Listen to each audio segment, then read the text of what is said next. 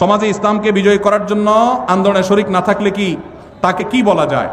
কোনো ব্যক্তি যদি আল্লাহর দিন, আল্লাহর বিধান, আল্লাহর আইন অনুযায়ী গোটা দেশ, সমাজ, রাষ্ট্র আমি নিজেও পরিচালিত হতে চাই, এই আকাঙ্ক্ষা লালন না করে, তাহলে সে নিজেকে মুসলমান দাবি করার কোনো নৈতিক অধিকার নাই। ইসলাম এত গোলালু না যে নামাজ কালাম পড়লেন আর শরিয়া দ্বারায় শাসিত হওয়াটাকে পছন্দ করলেন না।